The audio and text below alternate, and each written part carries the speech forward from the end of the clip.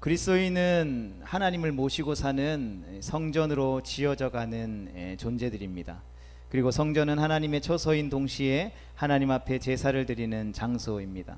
또 제사가 없는 성전을 상상할 수 없듯이 그리스도인도 하나님을 모시고 사는 성전이기에 하나님께서 기뻐 받으시는 신령한 제사를 올려드려야 하는 이 왕을 위한 제사장들로 우리가 부름을 받고 또 그렇게 날마다 세워져 가고 있습니다. 그렇다면 오늘날 신약의 성도 그리스도인들이 드릴 신령한 제사란 무엇입니까? 우리는 더 이상 짐승을 잡아서 제사를 드리지 않죠. 우리가 드리는 제사는 로마서 12장 2절에 의하면 이 세대를 본받지 않고 하나님의 선하시고 기뻐하시고 온전하신 뜻을 분별하여 거기에 우리의 삶을 거룩한 산 제물로 드리는 영적 예배다라고 로마서 12장 2절에서 말씀하고 있습니다. 똑같은 말로 베드로전서 2장 11절과 12절에 보면 육체의 정욕을 제어하고 이방인 중에서 행실을 선하게 하는 것이다 라고 가르쳐 주고 있습니다. 그것이 우리가 하나님께 드릴 신령한 제사라는 것이죠. 그러한 의미에서 육체의 정욕을 제어하는 것과 이방인 중에서 선한 행실을 가지고 사는 것이 어떠한 의미인지를 이해하는 것이 우리 가운데 필요하다라고 말씀을 지난주에 나눴습니다. 서론적인 부분들을 나눴고 앞장에서 대략적으로 살펴보았는데 오늘부터는 조금 더 깊이 살펴보기를 원합니다. 본문 13절과 14절 말씀을 한 번 더 읽어보겠습니다. 시작. 인간의 모든 제도를 주를 위하여 순종하되 혹은 위에 있는 왕이나 혹은 그가 악행하는 자를 징벌하고 선행하는 자를 포상하기 위하여 보낸 총독에게 하라. 아멘. 베드로는 그의 독자들을 향해서 이 영혼을 거스리는 육체의 정욕을 제어하고 부름받은 이방인 중에서, 즉 세상 속에서 이 행실을 선하게 가져가서 하나님 앞에 영광을 돌리고 나서 곧바로 왕이나 총독에게 순종하되 주님을 위하여 그렇게 하라라고 권면하죠. 이 말은 성도의 정치관이 어떠냐를 말하는 정도는 아닙니다. 육체의 정욕을 제어하고 이방인 중에서 선한 행실을 가지는 이 구체적인 삶의 내용에 해당하는 것임을 우리는 기억해야 하는 것이죠. 그래서 마치 사도 바울이 이 로마서 12장 1절과 2절에서 이 구원받은 성도들을 향하여서 너희 몸을 거룩한 산 제물로 드리라고 권면한 뒤에 그 구체적인 덕목으로 13장 1절 말씀에서 위에 있는 권세들에게 이 복종하라고 한 것과 같은 논리라는 것이죠. 그러니까 베드로도 너희도 하나님을 모시고 사는 성전이며 하나님께서 기뻐 받으실 신령한 제사를 드리고 사는 제사장들이기 때문에 육체의 정욕을 제어하고 또 이방인 중에서 행실을 선하게 가져야 한다라고 말하고 난 뒤에 그것이 어떠한 것인지에 대해서 구체적인 내용으로서 인간의 모든 제도를 주를 위하여 순종할 것을 제시하고 있다라는 것이죠. 그렇다면 이러한 이 사도 바울과 베드로의 이 말씀 앞에, 권면 앞에 우리는 고민하고 또 생각하고 묵상해 볼 필요가 있는 것이죠. 그러니까 왜 순서가 이렇게 이어질까에 대한 것들을 고민해 보아야 한다는 것이죠. 신앙이라는 것은 덮어놓고 맹목적으로 믿는 것이 다 좋은 것은 아니죠. 지극히 신앙생활을 하면서 하나님의 말씀을 대하면서 우리 가운데 고민이 일어나는 것은 지극히 당연하다라는 것이죠. 그리고 그 고민들에 대해서 제가 먼저 고민해보고 또 말씀을 연구해서 함께 나누기를 원하는 것이죠. 흔히 우리가 선행이라고 하면 어떤 구제하는 일, 봉사와 같은 종교적인 윤리적인 형태를 띤 어떤 행사를 연상하지만 기독교의 선행을 어떤 종교적이고 또 윤리적인 형태를 띈 것으로만 국한시킬 수는 없다라는 것이죠. 그것으로 모든 것을 정의할 수는 없다라는 것입니다. 그러니까 신앙이라고 하는 것은 분명히 예배와 기도와 같이 어떤 종교적인 형태를 띠게 됩니다. 그리고 부르신 삶의 자리에서 구제하고 봉사하는 것 같은 윤리적인 형태를 지닌 것이 기본이 되는 것이죠. 이러한 것들이 교회에 있어서, 신앙에 있어서, 기독교에 있어서 매우 중요하다라는 것이죠. 그러나 성경이 이야기하고 우리에게 말하고 가르쳐주는 선행이라는 것은 단지 그 수준에 머무는 것이 아니다라는 것이죠. 그러니까 그것에서 시작하지만 그것에 머물러 있어서는 안 된다라는 것을 이야기하는 것이죠. 그러니까 그것이 기본이 되고 바탕이 되어서 우리를 부르신 삶의 모든 영역, 특별히 불신자와 함께 살아가는 세상 속에서 그들과 구별되는 존재 자체로 우리의 선행이 드러나야 한다라는 것이죠. 예수님께서 천국 백성의 특징으로 팔복에 대해서 언급하면서 그 복을 가진 우리를 향해서 야, 세상의 소금이 되고 빛이 되어야 돼 라고 말씀하신 것이 아니라 우리를 향하여서 너희는 세상의 빛이야, 소금이야 라고 선언하여 말씀하신 것처럼 성도의 선행이라고 하는 것은 행함 이전의 시작이라는 것이죠. 그 존재됨이 불신자와 함께 더불어 살아가는 세상 속에서 어떤 인간이 만들어낸 모든 제도를 주를 위해 순종하는 태도와 자세로 드러나야 한다라는 것이죠. 그런데 우리를 힘들게 하는 것은 오늘 말씀이 기록된 이 말씀이, 그리고 로마서에 기록되어 있는 바울이나 베드로가 권면하고 있는 이 말씀의 배경이 정상적인 정권과 제도 속에서 주어지는 것이 아니라 이 정권과 권세들이 힘을 부당하게 휘두르고 있는, 정당하게 사는 모든 것이 부당함에 파묻히는 것처럼 여겨지는 현실 속에서 주어진 요구임을 우리는 반드시 기억해야 된다라는 것이죠. 그러니까 정상적인 상황이 아니라는 것이죠.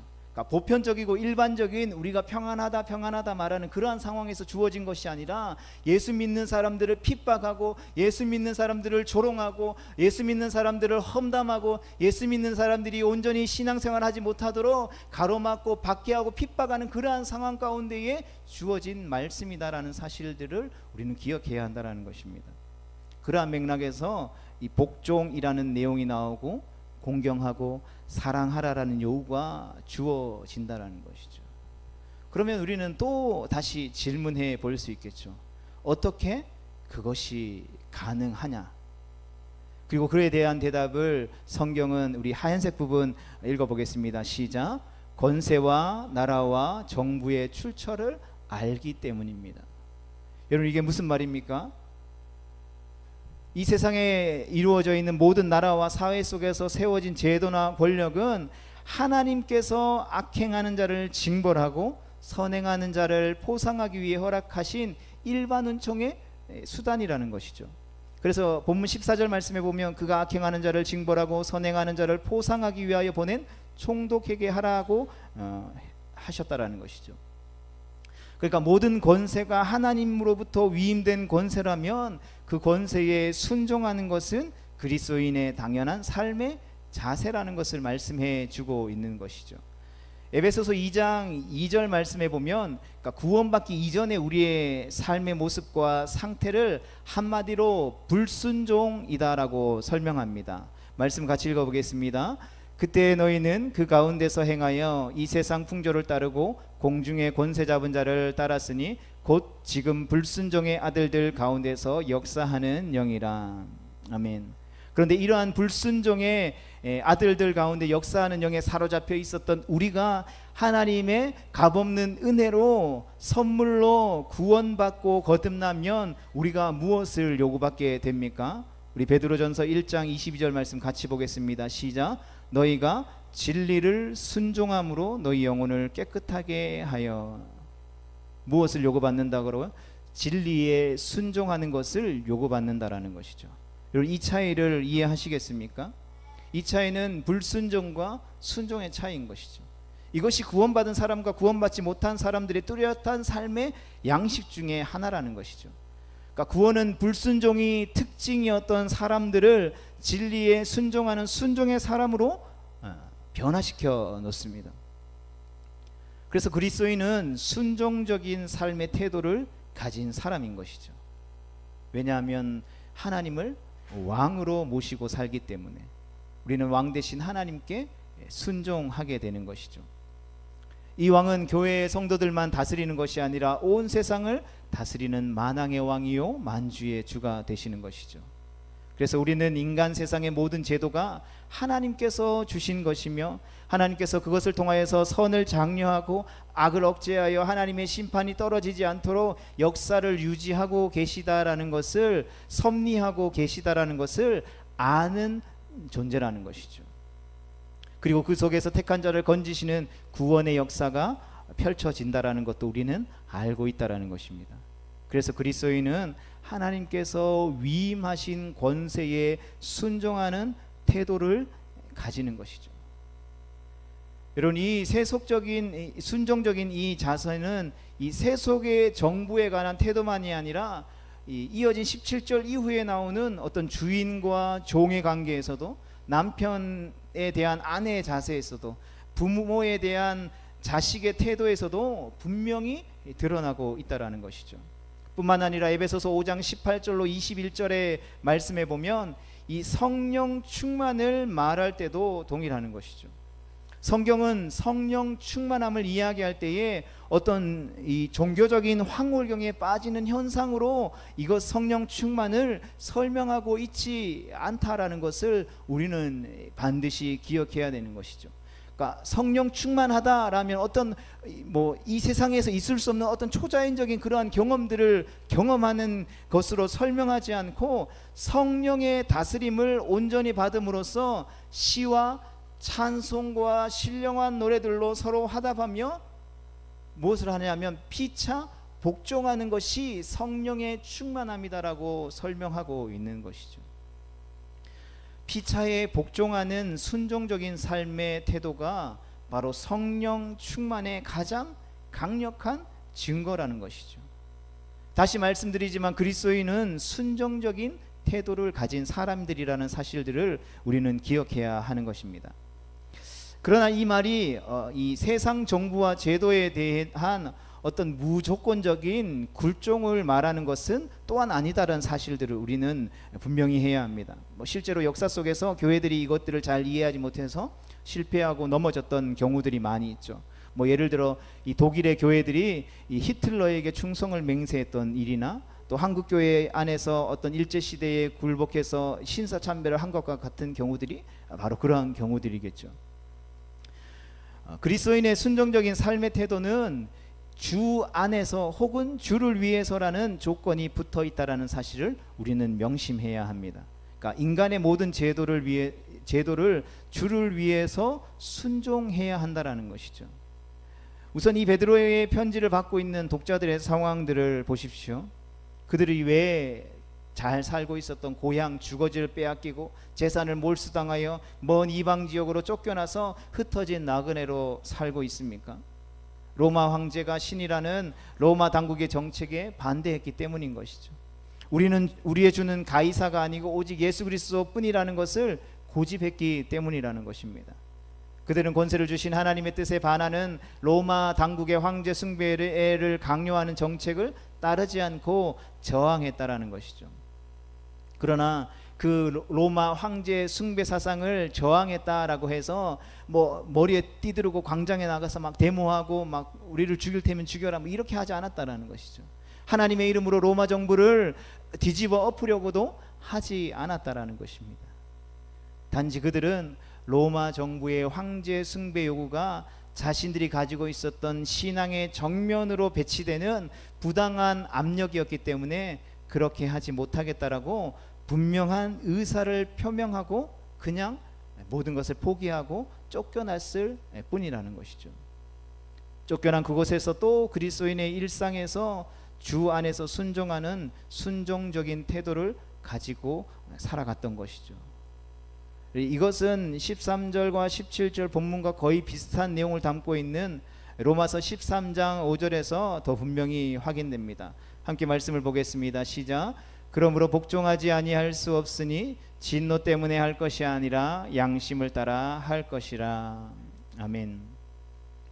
성경은 우리를 향하여서 위에 있는 권세에 복종할 때에 양심을 거스르면서 복종하는 것이 아니라 양심을 따라 복종하라 라고 말씀해 주고 있다는 것이죠.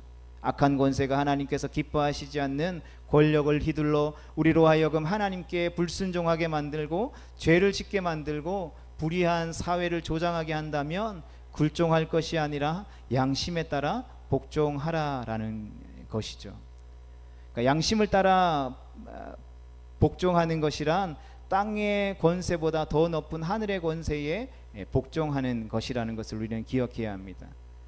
땅에 힘 있는 권세와 보이지 않는 하늘의 권세가 충돌할 때에 교회와 성도는 양심을 따라서 어디에 복종할지를 선택해야 한다라는 말씀인 것이죠. 사도행전 5장 17절로 32절까지의 말씀을 보면, 그러니까 유대 지도자들이 베드로와 그의 일행들에게 예수의 이름으로 사람들에게 가르치지 말라고 했을 때에 베드로와 사도들이 뭐라고 고백했습니까? 우리는 사람보다 하나님께 순종하는 것이 마땅하다라고 고백했죠. 같이 읽어보겠습니다. 화면을 보고 시작. 우리는 사람보다 하나님께 순종하는 것이 마땅하다. 그러면서 계속해서 그리스도의 복음을 전파했다라는 것이죠. 여러분, 이 베드로와 그에 따른 일행들이 고백했던 이 고백이 바로 양심에 따라 복종하는 것이라는 것이죠. 국가가 하나님께 금하신 것을 명하거나 하나님께서 명하신 것을 금하게 할 때에 그리스도인은 양심에 따라 국가에 불복종할 수 있어야 한다라는 것이죠.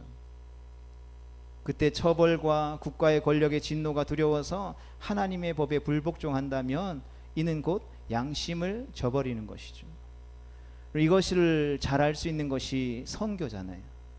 여러분, 특별히 뭐 다른 국가애들도 이런 법들이 있을 수 있겠지만 특별히 무슬림들이 살고 있는 지역에는 이방인들이, 외국인들이 그 자기 나라에 와서 다른 복음을 전하는 것이 헌법에 안 된다라고 명시되어 있는 것이죠. 그래서 우리가 가서 여행을 가거나 어떤 뭐 선교사들이 들어갈 때에 이미 들어가는 목적 자체가 그 헌법들을 어기는 행위인 것이죠. 그러면 그 헌법을 어기는 그 행위들을 우리가 하지 말아야 할까요? 그 나라에 들어가서 그 나라의 복음을 전하면 안 되는 것입니까? 실제로 많은 이들이 그러한 이유를 들어서 왜 위험한 나라에 왜 자기들에게 전하지 말라고 하는 곳에 가서 복음을 전하고 예수님을 전하냐라고 이야기하는 그리스도인 성도들이 굉장히 많다라는 것을 우리는 기억해야 됩니다. 우리가 뭐 예를 들면 위험한 곳에 예수님 믿는 사람들이 거의 없는 곳에 가서 예수님이 주신 그 은혜를 따라서 복음을 전하러 가는데, 여러분, 우리 주변에 있는 사람들이 그래, 좋은 일 하는구나, 잘하는구나, 잘 갔다 와라, 이렇게 이야기해 줄 수도 있겠지만 왜 그 나라 법까지 어겨가면서 거기로 가는 것이냐? 그리스도인은 정직해야 되는데 왜 너는 선교사라는 신분을 숨기고 뭐 회사원, 직장인, 선생님이라고 뭐 유학생이라고 대학원에 다니는 공부하는 학생이라고 속이면서 그들에게 다가가서 복음을 전하느냐? 이미 시작부터 불법을 행했기 때문에 그 복음은 온전한 복음이 아니지 않느냐라고 이야기하는 사람들이 있다라는 것이죠. 또 코로나가 한창 시작될 때에 많은 교회들이 예배 문을 닫으라고 이야기했을 때에 다 잠잠하면서 닫았잖아요. 뭐 처음 있는 일이었기 때문에 어떻게 선택해야 할지 몰랐을 수도 있겠지만 예배드리면 벌금 묻니다 라고 했을 때에 그 벌금 300만 원 때문에 폐쇄될까 두려워서 교회 문을 닫은 교회들이 너무나도 많았던 것을 보게 됩니다. 면면을 따져보면 연약함과 부족함과 그에 따른 결정들이 있었겠지만 우리가 근본적인 이 신앙에 지켜야 할 이 원칙으로 들어가면 우리의 양심이 무엇이냐는 것이죠. 여러분, 우리에게 하나님이 허락하신 권세자들에게 복종하는 것, 그 법을 지켜 정직하게 행하는 것들이 반드시 필요하지만 사람보다 하나님 앞에 순종하는 것이 마땅하다라는 것이죠. 비록 그 일로 인해서 이방 땅에 쫓겨나고 재산을 몰수당하고 한순간에 거지가 되는 일이 발생한다 할지라도 사람에게 순종하는 것보다 하나님 앞에 순종하는 것이 옳다라는 것을 베드로가 이야기해 주고 있다라는 것이죠. 여러분, 베드로가 그 이방 땅에 비난받고 고통받고 있는 성도들을 향하여서 세상에 이야기하는 어떤 감정에 호소하는 그러한 위로를 하고 있는 것이 아니라 참된 그리스도인이 지켜야 할 그 본질적인 진리를 증거하면서 그들이 그 험난한 나그네 인생길을 승리하는 삶으로 살아갈 수 있도록 단호한 어조로 권면하고 있다는 사실들을 우리는 기억해야 하는 것이죠. 여러분, 어떻습니까? 베드로와 그와 함께 했던 일행들이, 그 유대 지도자, 정치 지도자들이 다 우르르 몰려서 많은 사람들이 있었을 때에 그들이 하는 이야기가 두려워서, 그들이 자신들을 옥에 가둘까 아니면 돌로 쳐 죽일까 두려워서, 아 그렇습니까? 그러면 우리가 예수 그리스도의 복음을 증거하지 않겠습니다라고 고백했다라면 오늘날 우리에게 복음이 증거되어 줄 수 있었을까요? 1890년대 1800년대 후반에 수많은 미국의 젊은 대학생들이 예수님을 알지 못하는 조선 땅을 향하여서 그 선교사로 헌신하여 들어왔다라는 것이죠. 여러분, 우리가 잘 알고 있는 토마스 선교사는 그 웨일즈 땅에서, 먼 영국 땅에서 조선 땅으로 왔죠. 어찌 보면, 세상적으로 보면 그의 죽음은 아무 의미 없는 개죽음이었습니다. 들어와서 어떤 제자를 한 명 세운 것도 아니고, 누구를 만나서 뭐 사형리를 통해서 복음을 증거한 것도 아니, 배에서 내려서 성경을 들고 복음을 전하려고 하는데 그 순간 목이 댕강 날아가서 죽었다라는 것이죠. 여러분, 그 당시에 영국은 해가 지지 않는 나라였습니다. 마음만 먹으면 자신의 국민을 죽인 조선 땅을 초토화시켜버리고도 남을 힘이 있었다라는 것이죠. 그러나 그 토마스 선교사의 공동체 성도들은 그러한 토마스 선교사의 순교 소식을 듣고 어떻게 행동했습니까? 우리가 저들을 짓밟아야겠습니다라고 고백한 것이 아니라, 우리가 조선 땅을 위해서 더 기도해야 되겠습니다라고 이야기함으로 조선 땅을 위해 기도했다라는 사실들을 잊어서는 안 된다라는 것이죠.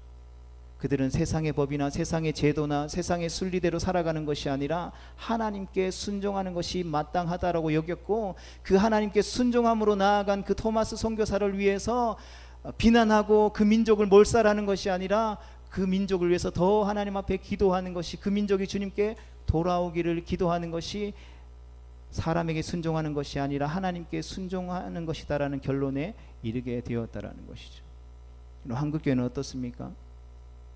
복음을 전하러 외국에 가면 비난합니다. 수도권의 지하철에 가서 예수천당 불신지옥 하면 교회를 다니고 똑같은 예수님을 믿는 사람들이지만 그 예수천당 불신지옥 외치는 사람들을 향해서 입에 담을 수 없는 험담들과 비난들을 쏟아내는 지경에 이르렀다라는 것입니다. 사랑하는 성도 여러분, 교회와 그리스도인은 양심의 자유를 가지고 국가와 권세에 대해서 정치로부터 도피하는 것도 아니요, 부패 권력에 대한 아부도 아닌 삶의 균형 있게 살아내는 것이 필요하다라는 것이죠. 그것이 선행으로서 어리석은 사람들의 무식한 말을 15절의 본문 15절에 있는 것처럼 막아내는 것이며, 16절에 말씀하고 있는 것처럼 자유로 악을 가리는 데 쓰지 않고 하나님의 종과 같이 하는 것이고, 그것이 곧 무사람을 공경하고 형제를 사랑하고 하나님을 두려워하고 왕을 존대하는 것이다라고 베드로는 17절에서 말씀하고 있다라는 것입니다. 그렇다면 우리는 또 다른 이런 생각을 할 수 있을 것이죠. 모든 권세가 선을 장려하고 악을 억제하기 위해서 하나님이 허락하신 일반 은총의 수단이라면 왜 하나님은 그 정부가 악하고 무능하고 부패하도록 놔두는 것일까요? 왜 그런 정황 속에서 교회와 성도들을 살게 하시는 것일까? 왜 일반 은총의 수단인 정부나 권력의 악함을 하나님께서 허락하실까에 대한 고민인 것이죠. 우리는 늘 그러한 상황 가운데에 질문하지만 그 이유를 다 알지는 못한다라는 것이죠. 이것이 솔직한 우리의 고백인 것입니다. 그러하기 때문에 부름받은 교회 성도들은 양심의 자유에 따라서 불의한 정권에 불복종하는 때가 생긴다 해도 그런 정황이 하나님의 절대적인 주권 앞에 통제되고 있다라는 것을 잊지 말고 그 상황을 허락하신 하나님 앞에 겸손한 태도를 분명하게 유지해야 한다라는 것이죠. 우리는 우리의 구원이 하나님의 절대 주권에 의해서 이루어졌으며 지금도 그렇게 이루어지고 있다라는 것을 확신합니다.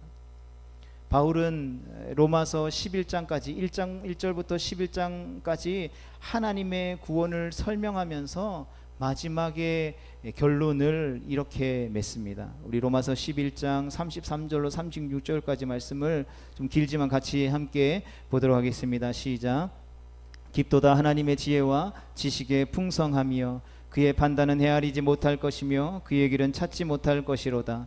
누가 주의 마음을 알았느냐? 누가 그의 모사가 되었느냐? 누가 주께 먼저 드려서 갚으심을 받겠느냐? 이는 만물이 주에게서 나오고 주로 말미암고 주에게로 돌아감이라. 그에게 영광이 세세에 있을지어다. 아멘. 그럼 바울이 이야기하는 로마서를 통해서 말하고 있는 구원의 결론이 무엇입니까? 같이 보겠습니다. 시작. 하나님의 지혜와 주권에 대한 찬송과 항복 선언인 것입니다.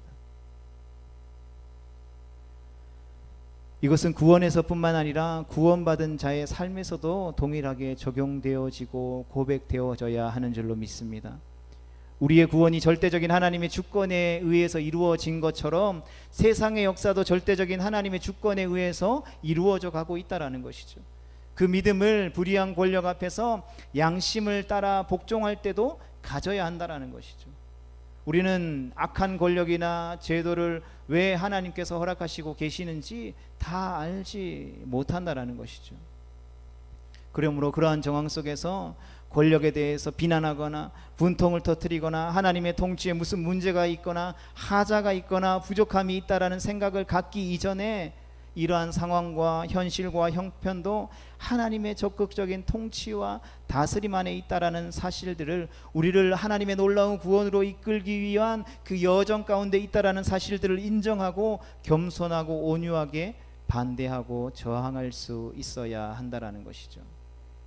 돌아보면 우리의 역사도 만족스러울 때가 별로 없었던 것 같습니다.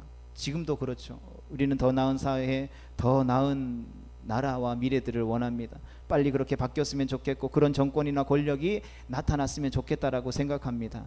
그런데 그게 바로 되는 게 아니죠. 정치인이나 권력을 잡은 자가 잘하면 다 되는 것도 아니라는 것이죠. 더 나은 사회가 되고 더 좋은 국가가 되려면 전체적인 국민들의 의식 수준이 높아져야 한다는 것이죠. 시민의식이나 어떤 문화적인 의식이 지금보다 훨씬 더 높아져야 한다는 것이죠. 그런데 하나님을 사랑하고 또 이웃을 사랑하는 것을 어떤 종교적인 색채를 입혀서 나타내려고 하기 전에 그 사람의 존재 양식 자체로 드러내는 것이 어찌 하루아침에 될 수 있겠냐라는 것이죠. 그리스도인의 어떤 정치적인 입장은 진보도 보수도 아니라는 사실들을 우리는 반드시 기억해야 됩니다. 세상이 정해놓은 그 틀 안에 우리가 갇혀서는 안 된다는 것이죠. 우리는 그 틀에서 벗어나서 자유한 하나님의 백성들이라는 것이죠. 우리는 주를 모시고 사는 독립된 성전이며 우리의 삶을 하나님 앞에 신령한 영적 제사로 올려드리는 제사장들이라는 것을 우리는 잊지 말아야 한다는 것이죠. 그래서 어떠한 상황에서도 어떠한 정황에서도 하나님의 주권을 인정하면서 주 안에서 그 삶의 상황들을 해석하고 양심에 따라 복종하는 태도를 우리는 늘 견지해야 한다는 것입니다. 나와 생각이 다른 사람과 소위 나쁜 사람들을 막 다 뒤집어 엎어서 더 좋은 나라를 만들고 더 좋은 사회를 만드는 것을 우리로 목표로 삼아서는 안 된다는 것이죠. 이러한 정황을 하나님께서 만들어내셨고 정하셨다라는 것을 알고 있는 의와 거룩과 생명을 담고 있는 우리는 유일한 존재라는 것을 잊지 말아야 하는 것이죠. 그리고 그 속에 사랑이라고 하는, 그 십자가의 사랑이라고 하는 내용을 담아서 양심에 따라서 복종하도록 우리는 노력해야 한다는 것이죠. 여러분, 이를 가장 잘 나타내는 것이 바로 예수님의 성육신입니다. 예수님은 말도 안 되는 인간의 상황 가운데, 역사 속에, 정황 속에 들어오셨다라는 것이죠. 그리고 그 부당한 패역한 역사의 통치를 받으면서 주어진 삶을 살아내셨다라는 것을 우리는 기억해야 합니다. 그 통치를 뒤집어 엎는 운동을 하지 않으셨다라는 것이죠. 오히려 그 속에서 하나님이 맡기신 구속의 역사, 사역들을 그저 그냥 묵묵히 감당하셨다라는 것이죠. 그처럼 우리도 우리의 어떤 정치나 경제나 사회의 모든 정황들을 우리가 그렇게 인식할 수 있는 수준 높은 인식이 필요하다라는 것이죠. 그 속에서 염려하고 걱정하며 때로는 탄식하고 기도하면서 우리에게 주어진 그 삶을 살아내야 한다라는 것입니다. 단지 분노할 것도 아니며 그렇다고 비겁하게 외면하는 것도 아니라 살아내되 우리를 부르신 삶의 자리에서 세상 속에서 진리를 말하고 의를 말하고 사랑을 말하면서 그러한 삶을 살아내는 것, 그것이 바로 세상 속에 살아가며 하나님께 영광을 돌려야 할 그리스도인의 사회적 책임이라는 것입니다. 그것이 왕을 위한 제사장들의 선지자적인 삶의 태도이며 우리의 몸을 거룩한 산제물로 드리는 로마서에서 이야기하고 있는 구원받은 백성들의 영적 예배라는 것이죠. 바라기는 우리에게 허락되어진 삶의 자리에서 우리가 이러한 영적 예배를 온전히 드려내어 줄 수 있기를 축복합니다. 그래서 거룩하고 복된 성도의 삶을 우리를 부르신 삶에서 살아냄으로 말미암아 하나님의 뜻이 하늘에서 이루어진 것처럼 우리를 통하여서 이 땅 가운데 이루어지는 것들 날마다 삶 속에서 목도하는 거룩하고 복된 성도들 될 수 있기를 주님의 이름으로 축복합니다.